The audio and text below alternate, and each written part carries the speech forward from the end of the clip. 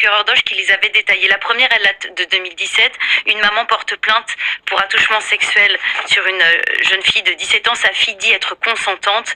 L'affaire est classée sans suite. Ça, c'est la première qui avait été détaillée. La deuxième, à Béthune, une enfant de 10 ans dit que Jérôme Barella est un ami de son papa qui l'a violée pendant des vacances dans le Gers. La maman est séparée du papa. C'est un contexte assez particulier. Tout le monde est auditionné. Il n'y a pas de garde à vue. Et l'expertise psychologique dit que l'enfant n'est pas clair dans ses propos. Il n'y a pas de lésion qui est constatée. L'affaire est classée sans suite, mais la procédure, a annoncé la procureure, va être réexaminée.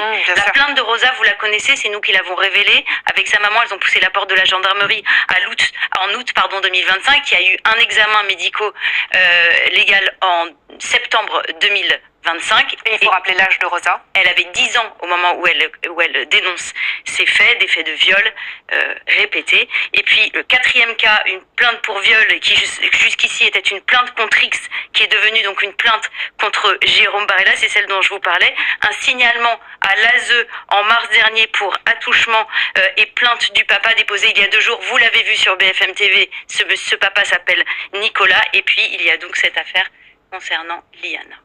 Johanna, Jérôme Barella. Les infractions pas assez outillées, quoi, routières, etc. Ce ne sont pas des services spécialisés. Et on est quand même face à un viol, quand même. Je vous rappelle que c'est la cour d'assises, quand même. Donc ça veut dire qu'on n'a pas pris la mesure de ce qui est en train de se passer. On s'est intéressé à des agriculteurs, justement, plus qu'à une affaire de viol. Ça dit quelque chose de la France. C'est une enquête administrative, mais il y a pas de manque de moyens. Le problème, c'est qu'on a mis les moyens principalement sur les agriculteurs depuis maintenant quelques mois, suite notamment à toutes les manifestations de cet hiver, puisque le département du Gers était malheureusement dans le palmarès des records de frais de nettoyage en termes de manifestations et de colère agricole. Moi, j'ai vu 30 agriculteurs être convoqués au commissariat de police entre le mois de février et aujourd'hui, puisqu'il devait y avoir encore une audition. Bon, finalement, elle a été annulée quand même. Apparemment, la pression médiatique commence à faire reculer le système judiciaire du Gers. On a vu des gardes à vue, on a vu des perquisitions à 6 heures du matin chez des agriculteurs, avec procédure en garde à vue 48 heures, déféré en comparution immédiate. Racontez-nous, monsieur, vous, très personnellement, vous avez été souvent convoqué ? Moi, j'ai eu 4 auditions depuis mars 2025 dans le cadre de posts Facebook qui dérangeaient le parquet de Auch et d'une manifestation qui remontait à 2024.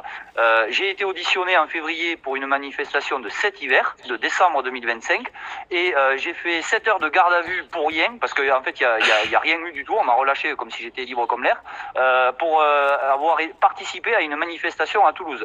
Donc en fait, les moyens, ils y sont, et je précise quand même que c'est la brigade de recherche de Toulouse qui m'a interpellé avec 40 gendarmes mobiles. J'étais tout seul. Donc, à un moment